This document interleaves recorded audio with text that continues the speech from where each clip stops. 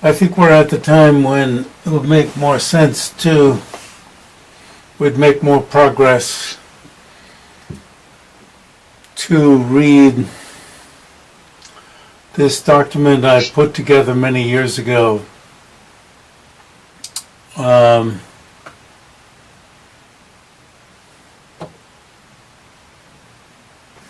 From many teachings that Khetsun Sangpo gave me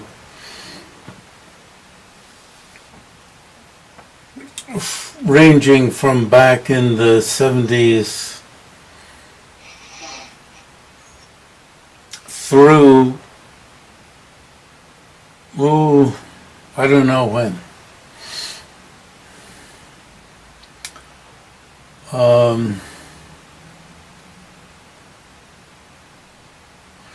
And part of it was published in Tantric Practice in Nyingma, which is about the preparatory practices.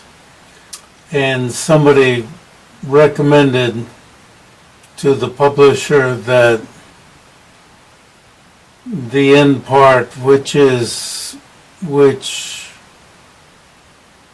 I guess was considered to be more secret, it must have been a Tibetan Lama, not be included. The publisher left it up to me whether it was to be included or not. And so I decided not to. It was unnecessary to make that decision because Khetsun Sangpo had already decided, and as is indicated in this text, Nyingma lamas had gotten together. It was by group decision that of senior lamas that this material be made available. And as with His Holiness's decision, I was accepted as the avenue for its dissemination. In His Holiness's case, he explicitly said it was more important that it be disseminated more widely in an unmistaken way than since it was already being disseminated by some mistakenly. And I presume that this is, even though Khetsun Sangpo didn't exactly say it this way, that this was his intention.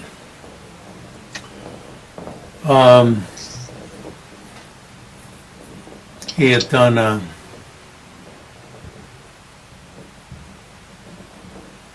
divination.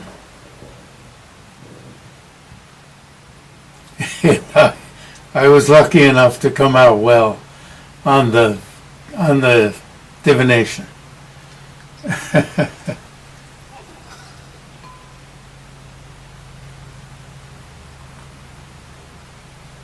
So I'll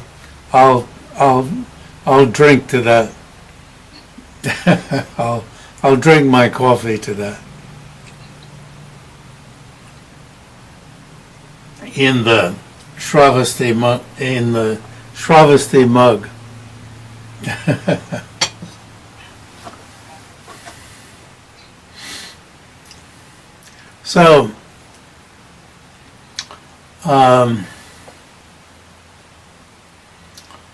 So, simultaneous and gradual enlightenment in Nyingma. And as I've said before, this term that we're more familiar with as sudden enlightenment, and sudden is a good translation, but the Tibetan word is more simultaneous. That you're simultaneously covering what would be stages of the path that are covered gradually. That being the meaning of Chikchawa. I gave parts of this paper at a conference at Berkeley. And I had I put together these remarks from Khetsun Sangpo by listening to many hours of his teaching while I was under the weather, while I was sick, but obviously not delirious. While I was living in a big apartment on Rugby Road in Charlottesville. So the great vehicle doctrines are rare in the world nowadays, but even rarer are the inconceivable quintessential instructions of secret mantra. I did not get a chance to read this in preparation today. I read a great deal of our text this morning, and maybe that's what made me come to the decision while I was eating breakfast that now is the time to read this one, because it's a compilation, a distillation of many essential teachings that covers a lot of ground while being very specific. It appears that the Great Completeness formally spread to China because portions of quintessential instructions are manga, appear here and there in the literature, meaning in China, but there was no complete translation as was done in Tibet.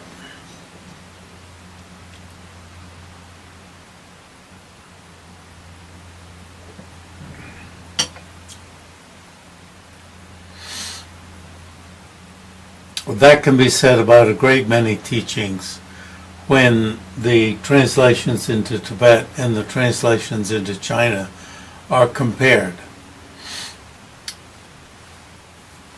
From the manuscripts retrieved from Dunhuang, occasionally a page or two containing small sections, stanzas, and so forth, set forth the quintessential instructions of the Great Completeness.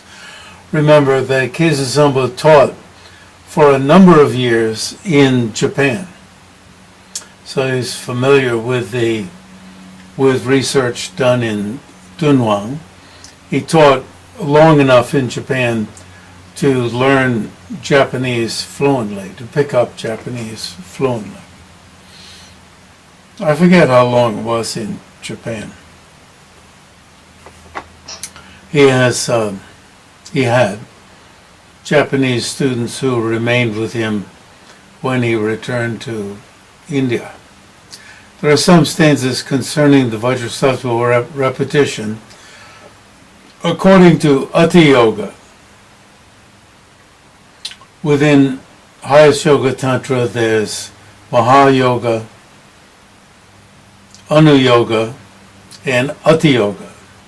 Ati Yoga is the Great Completeness. In 25 to 30 pages on the Novika Tantras of Maha-yoga. Based on these, it is clear that it did spread to China in the past, but it is also clear that it did not spread anywhere else in the world.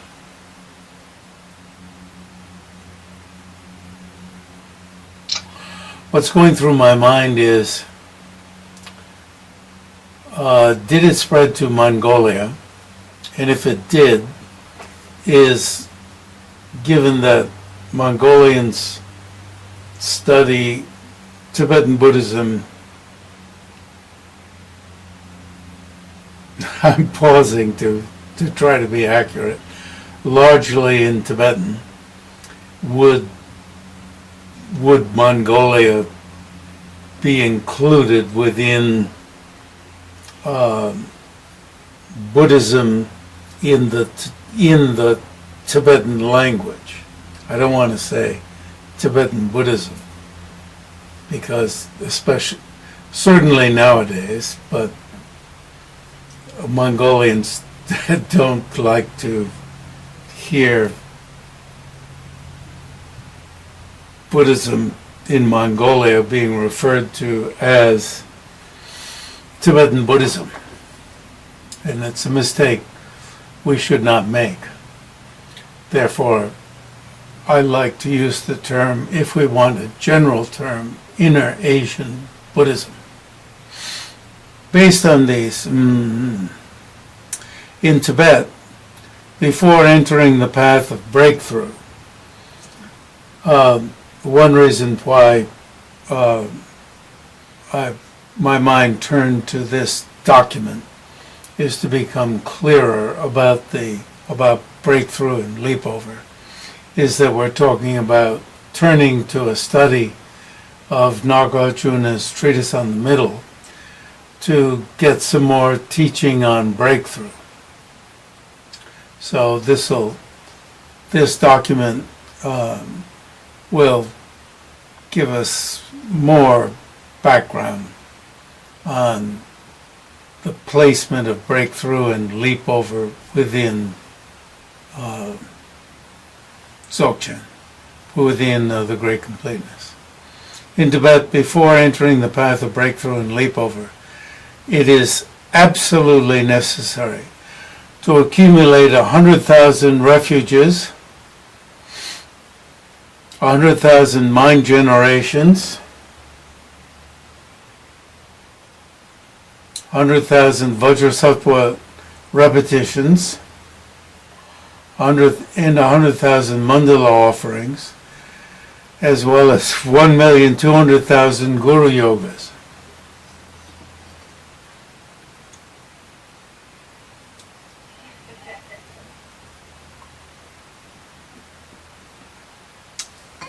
These are laid out in Tantric practice in Nyingma. And we began, I carefully use the word began, practicing these at Tibet House in Charlottesville. And I say began, and you understand the meaning of began. No matter who persons were, they had to finish these before hearing anything about the higher path. But of course, he was teaching me these, and he explicitly exempted me because of my work on the three principal aspects of the path, and the work we were doing, but he explicitly exempted me even though I hadn't finished. And I haven't finished. I was laughing because I woke up 2 days ago with a pain in my left knee, which would prevent me from, even if I thought to finish these, maybe it's too late, but I'm not even intending.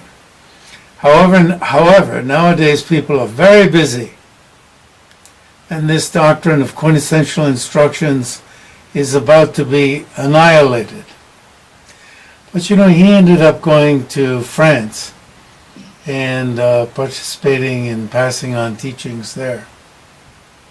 So he must have been very pleased that attention to these quintessential instructions and the preliminary practices was burgeoning. Thus, after long discussion among Nyingma lamas, we have decided that it would be better to explain this doctrine to interested foreigners. In the past, people were not so busy and were able to climb the ladder, purifying actions and afflictions. In other words, the doing of these is not some sort of punishment, but is medicine, as His Holiness says, like doing exercise that's for the sake of your health.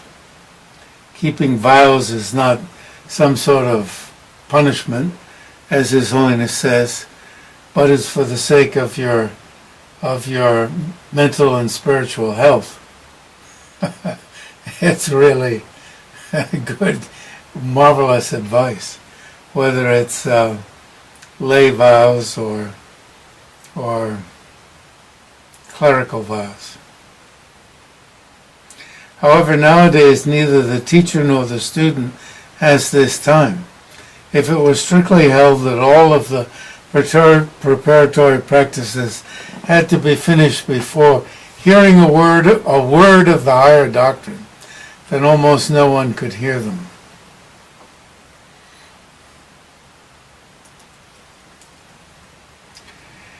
If such a profound doctrine of quintessential instructions disappeared, it would be very sad. Therefore, at this time of rapid disappearance, as at sunset, God, it's sad, it is necessary to reveal the secrets. These instructions will serve as means. It's really pointing out about why we should value what is in such a text of 10 pages. These instructions will serve as means of completing the potencies of listeners, whereupon it'll be realized that initiation is needed in order to ripen their minds.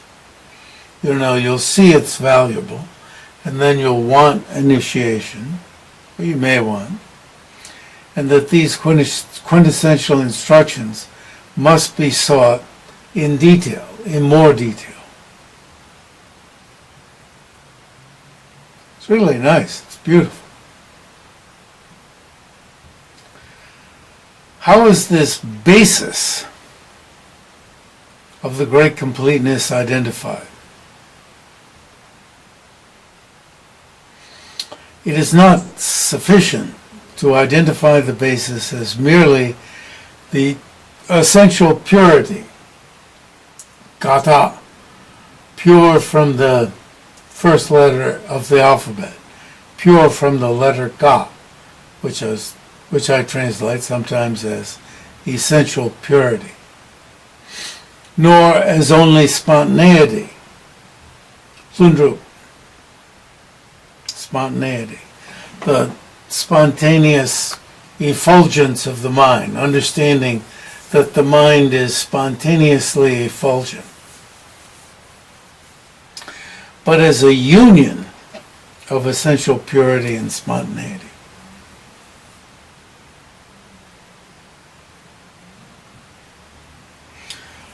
Now remember that also in Geluk, we can't pass off the essential nature of the mind as just a mere emptiness of inherent existence, because when one meditates on the emptiness of inherent existence, that meditation spawns the good qualities of the path, and specifically in terms of the bodhisattva, the good qualities of the 10 grounds. So that's how Geluk gets around not saying that the basic nature of the mind is essential purity and spontaneity. If you follow? The essential nature is the emptiness of inherent existence, and then meditation on that spawns the qualities.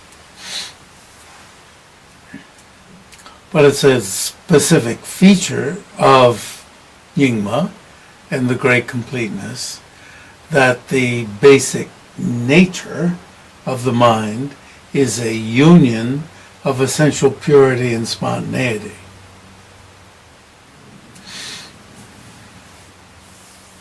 The essential purity is posited from the viewpoint of the mode of being, emptiness.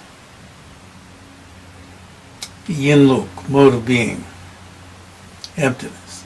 However, unlike the annihilated emptiness of the nihilist, now I'm saying of the nihilist, where, when you die, then just your elements return to the four elements: earth, water, fire, wind. All auspicious attributes are spontaneously established from within the nature of the mind. Now, we've heard about this over and over again, so this resonates greatly with what we've already heard. And from this point of view, spontaneity is positive. So there's a negative and a positive, as you were saying last time, in the language of the negatives, this is an affirming negative.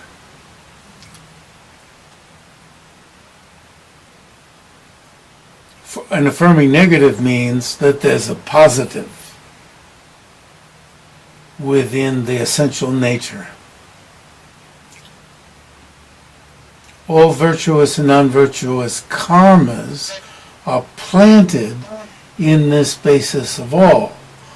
Much as Geluk says, the fundamental innate mind of clear light is the repository of all the seeds, and it carries them from lifetime to lifetime. When realized, when this basis of all is realized, it causes the attainment of Buddhahood. That realization, the realization, not the basis of all. When the basis of all is not realized, the non-realization, it is the place of wandering in cyclic existence. It is the place. Yes. Yes. Tro-satang. Tro-satang. Tro-satang. Trosa, the place of release. Tang. Trulsa, and the place of mistake. It's the place with respect to which you're released, and the place with respect to which we are mistaken. Although it is the basis of mistake, the mistake is to be abandoned, not the basis of mistake. You see how rich these sentences are. Now these are not sentences where Hopkins listened to Khetsun Sangpo and then turned to the side and thought, well, now how can I encapsulate what he said? No, I took sentences that he said and put them next to each other. But I gathered, some sentences from here and some sentences from there, and put this together as a continuous document. So my function was not to make up new sentences, but my function was to make up new paragraphs and to make up a new document. Do you follow? The sentences are from him. When a battle is fought, the enemy is to be defeated, not the area where the battle is fought. And there's no way that one could destroy it. Well,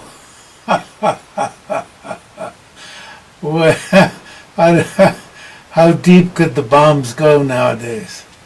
They're having a problem with that. They even the barrel bombs and the the special ones that go down, no matter how deep somebody goes, they have these special ones that go down. I don't know how many stories, 10 stories down. There's a certain extent to which you can't go. But, in the olden days, you could, the surface, maybe you could get down a foot or two, but you couldn't destroy the area any more than that. So we'll have to keep with the old metaphor, I think.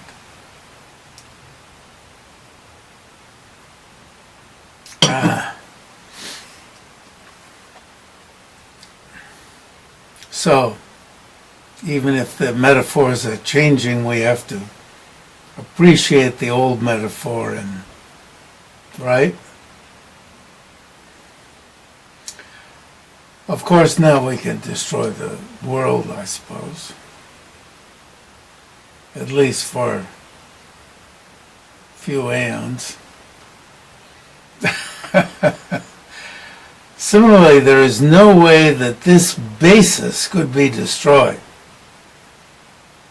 So even if you could split the world so that it crumbled, even if you could, in a battle, if you're crazy enough, or if you could get to that final click, click, click that could make all the, particles, undo each other, this basis, no way. Even if you want to go to the ultra-modern that's going to come, example. But that's obviously not the example he's using. Until it is vividly realized, words are used as signs causing realization. That's the importance of words. But the words are not the fact. Now, sometimes when we get too tangled up trying to figure out the words, we can become so pleased when we figure out just what the order of the words is and so forth, that we think, we've really accomplished it, especially if you're a translator like me, that, oh, well, I've done it.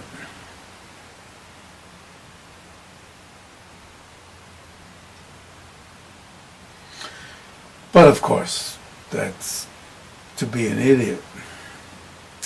In Nyingma, the two aspects of the expanse of emptiness, the expanse of emptiness, I'm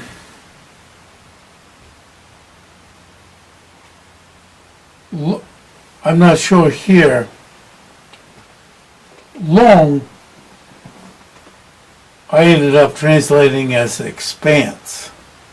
Ying as element. Because yin has more the sense of something that, you see, element that produces qualities. Long definitely is expanse. But sometimes yin even has the sense of expanse. Sometimes yin dhatu has the sense of element. So both element and expanse.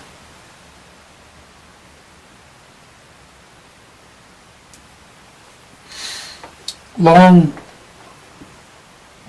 as far as I'm concerned, just the expanse. So whether this is yin or long, I don't know, but both are fine. The expanse of emptiness and wisdom, the expanse of emptiness and wisdom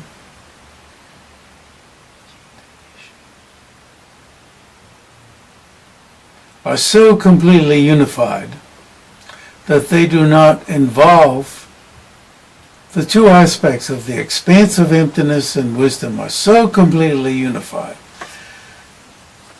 that they do not involve an aggregation coming together or separation dispersal. In other words, they didn't come together and they couldn't be separated.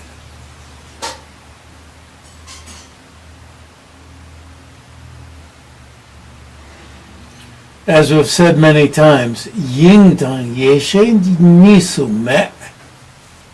They are non-dual. They didn't come together, and they can't be separated. So even if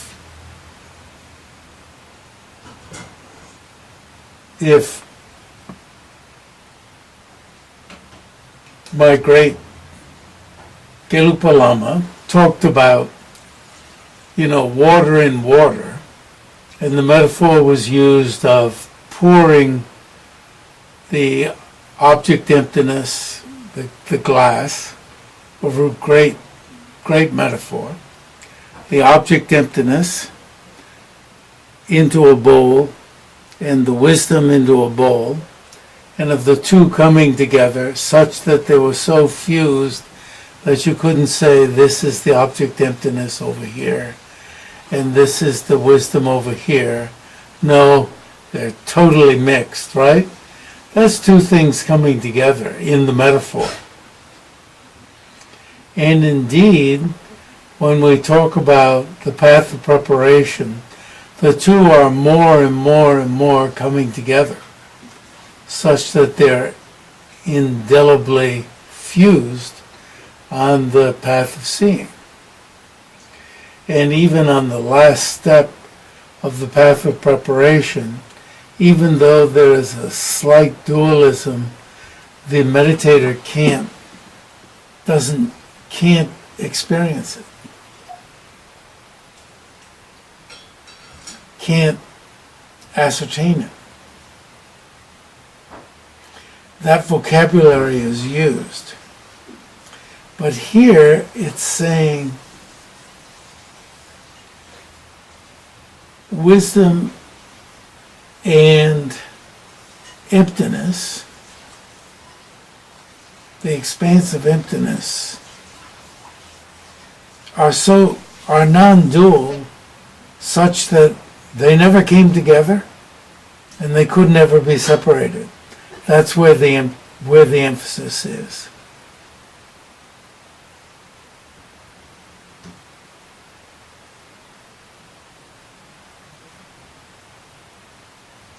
So I can say even, Gelug has this wonderful psychological mapping of discovering a lack of inherent existence and a gradual fusing of that absence of inherent existence with the wisdom that understands it. A wonderful psychological mapping of that. And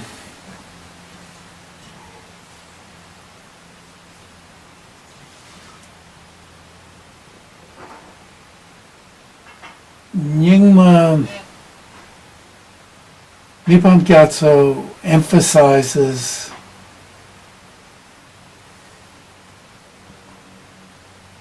that what he's talking about is something beyond that.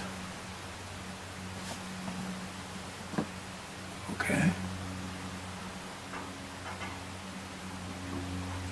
Are so completely unified that they do not involve an aggregation coming together or separation dispersal. The union of these two does not need to be newly produced, but has always been unchangeable like a diamond, like a vajra. It's always been there, which is stated as a symbol for which this for this which cannot be symbolized, stable, hard, unobstructable. Unobstructable? Nothing can obstruct it. Unchangeable, indestructible, and unbreakable. Nothing can break it.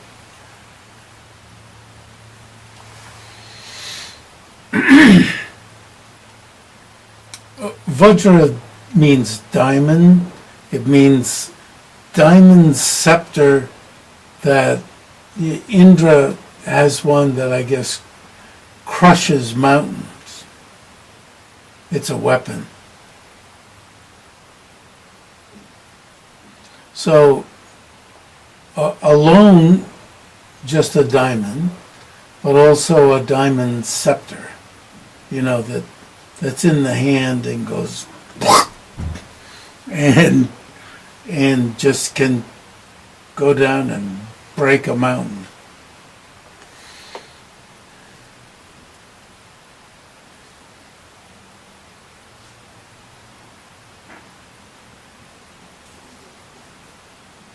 So this union is that which we're mistaken about, and it's that which we figure out, and thus it's the basis of release. So there are two doors of entry to practice: the simultaneous mode and the gradual mode. So there are two types of persons: simultaneous persons, that would be really great, and the mode of gradual persons.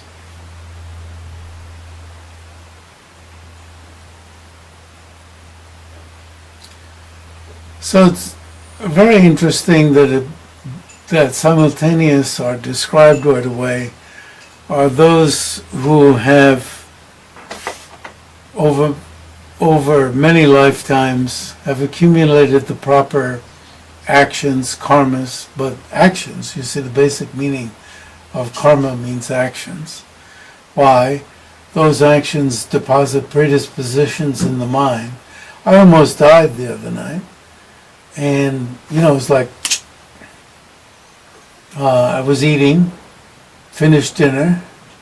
It was our anniversary, 4th anniversary. And my husband got up, he was paying the bill. And there was some, like this coffee. And I took a sip. This is cool. And it blocked my throat. And I couldn't breathe. And I didn't think I can't breathe. And I went into yellow light. I'm surprised to this day that that was my reaction. My reaction was, I have to say, I didn't think anything like death. I went into yellow light. I was gone. I was dying. I didn't think I'm dying either. I just went into yellow light. And I was gone. I choke a lot on food, every meal. And I usually say, don't pat me on the back, because I know that can make you, can make you die. And it's just gone. And, when I reflect on it now, the only thing that helps at that time, because everything's gone, you're left with, in my case, I'm lucky enough that when I get in that sort of position, this is what I go to, is yellow light. And for some reason I was, after a short while, I was seeing the booth at the restaurant. It was a cheap restaurant. And I realized what was happening. It was more than a moment that I was in the yellow light, and I have no idea why I was looking at why I was snapped out of that. And then I knew I wasn't breathing. Then I knew I wasn't breathing. And I pounded on the table, because of course I couldn't speak, to get him to come back. And somebody else realized I couldn't breathe, and came and whacked me on the back. And somebody else said, if that doesn't work, do the Heimlich, a woman. It was a guy who was whacking me. And when he whacked,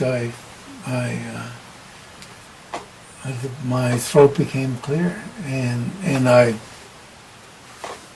spit out food and was breathing, so to speak. But anyway, my gullet was open. So you see, I've accumulated proper action predispositions. So you see, that's predispositions of what I've carried from lifetime to lifetime. Absolutely nothing else helps. We had a nice car outside. Subaru wagon. That didn't help. Nice apartment across town. That didn't help. Some money in the bank. That didn't help. So if I had gone, right? Nothing. Nothing. So I was very close. There's no time. There's no time to call 911. But it was time for others to call. So by the time 911 had been called, I would have been in my next life. I don't know. I doubt I would have stayed in, because I would have gotten too much attention. They would have popped me out of the stages of death into the next life. Anyway, they've accumulated over many lifetimes, accumulated the proper actions and predispositions. And when they receive initiation and identification, now identification means, right? We have some idea what that means. And attain immediate high realization. Not just identification, right? Introduction and identification of fundamental mind, but high realization. At least path of seeing, maybe Buddhahood. That's what simultaneous realization means. High. Not just get a hold of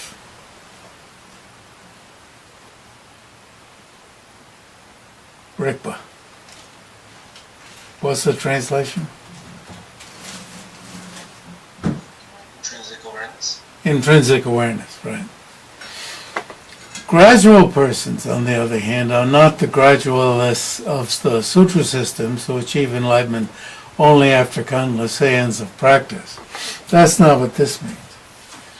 But proceed only on the mantra path and complete the auspicious attributes, that means of the grounds and paths, gradually, even in one lifetime. They are unable to progress over these paths simultaneously upon identification of reality. That means introduction and identification, but have to proceed in stages. 1 lifetime? Wow. Pretty cool if you're a gradualist who even does it in 1 lifetime. Thus, even the gradual path is not necessarily long.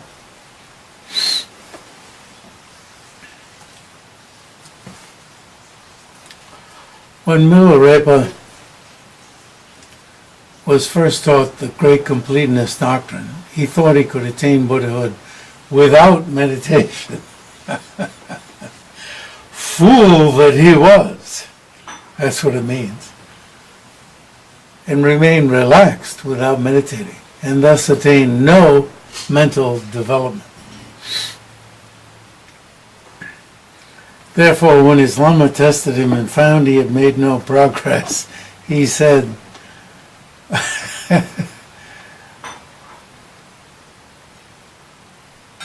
the lama said, Tilopa, it must have been, right? I've made a mistake. Though the Great Completeness is indeed inconceivable. Can you imagine being told this? You are indeed a loose person and not fitted for this easy doctrine.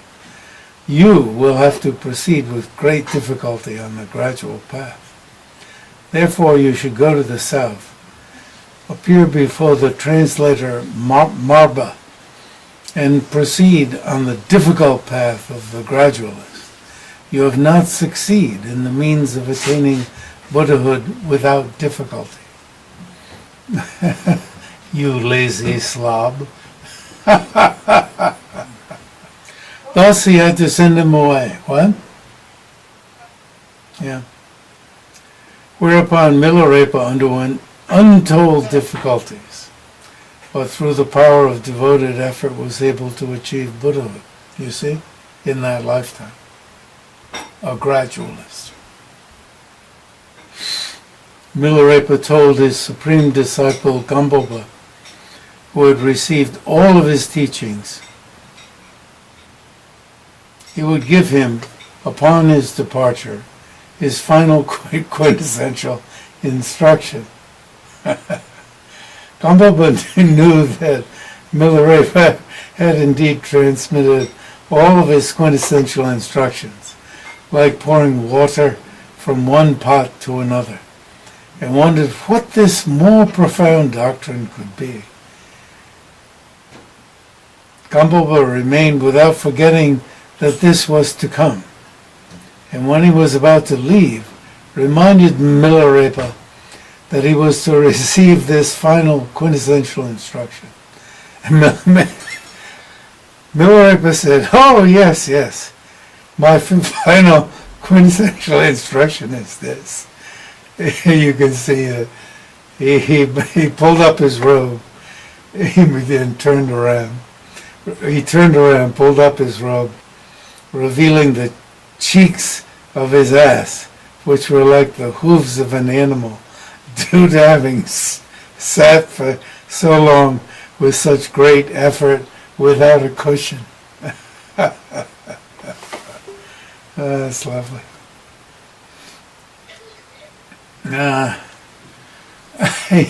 He said, my attainment of great realization came from this. You need such effort, not any other doctrine. Remember what Mipam-gyatsho said. And it's also in the poem that the Dalai Lama taught. Once you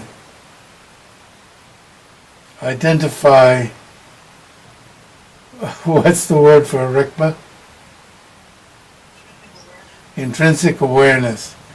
You decide this is it and stick with it. You know, you don't need anything further than this.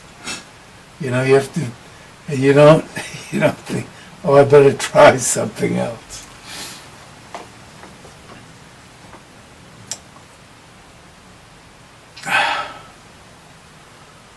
My attainment of great realization came from this. You need such effort, not any other doctrine. This is my quintessential instruction. Whether you become a Buddha or not depends on effort. With effort, there is no question about your liberation. Like a child, do what your father says. And the next line, Khetsun Sangpo, he also ridiculed me once. Mindfulness with this line. Mindfulness and introspection are the basis of the path. Tenpa tan sheshin lam ki mangdo. Mangdo. Foundation. Mangdo is more foundation. There's nothing special about that line. You know, except we all need it.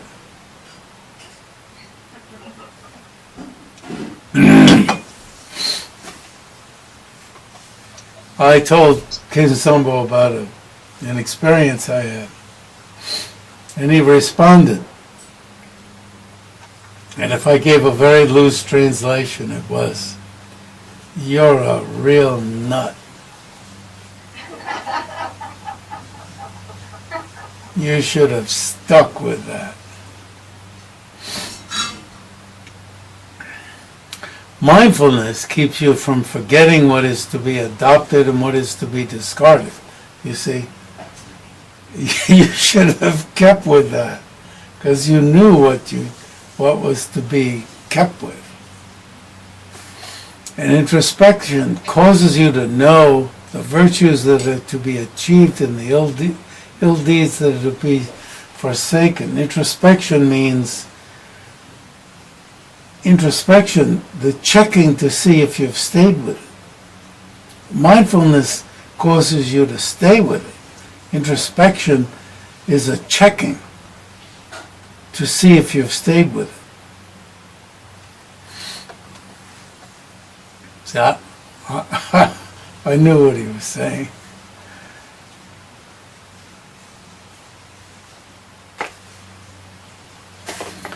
Since this is the case, whether one is eating, lying down, working, going outside, or whatever, if mindfulness and introspection do not dwell tightly in the mind, then there is no way to tell the difference between an ordinary person and practitioner. Otherwise, you just get carried away. The telephone rings. There was something on TV the other day. Since I get carried away by TV. It was Katie Couric. That if you allow yourself, if you keep your smartphone, and a text is coming in. I don't use text, but a text has come in. You want to know what's coming on. I guess they were doing a brain study following people or some sort of study. What's going on in your body, mind, when you hear that a text has come in. I'll scream at students who come to study with me, and they've got something that pings on their computer when a text or an email has come in. I'll literally scream at them that's not going to ping in my house.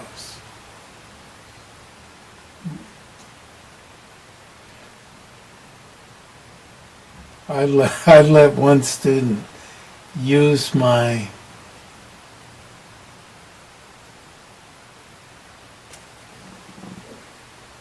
what do you call it? Laptop. It's not the laptop, it's the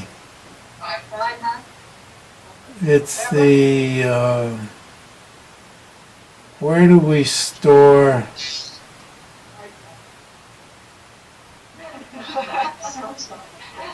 the backup? External drive. On the net, the cloud. So when he puts something on it, I feel sorry for him that, he doesn't have the money. So when he puts it on the backup, it pings on my machine.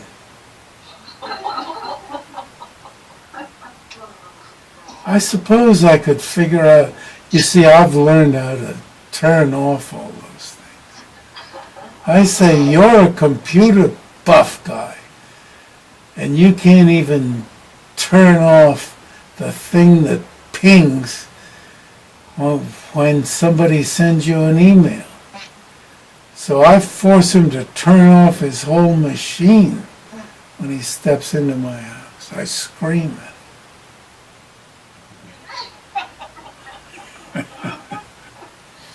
Okay. The division is made not by clothing, but by the mind. Whether you're an ordinary person or practitioner. The division into an ordinary or practitioner. Ordinary person or practitioner. So I'm stretching to show that I'm wearing an ordinary person's clothing.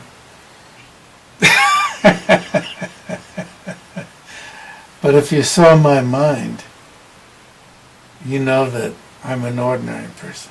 I'm not a practitioner. Clothes do not achieve Buddhahood. The mind does. Oh.